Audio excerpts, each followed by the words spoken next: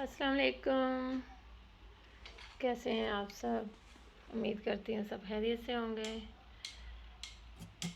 आज हमारी तरफ बारिश हो रही है और बहुत प्यारा मौसम है। ये मैंने इधर विंडो में प्लांट्स रखे हैं ताकि थोड़ी सी लाइट मिले इन्हें। और ये देखिए कितनी प्यारी प्यारी बर्ड्स हैं और कितनी प्यारी हरियाली है, खूबसूरत।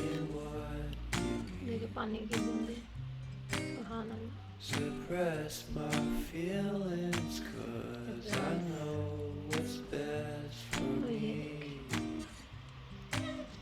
बाहर का व्यू है और ये इस तरफ से पूरी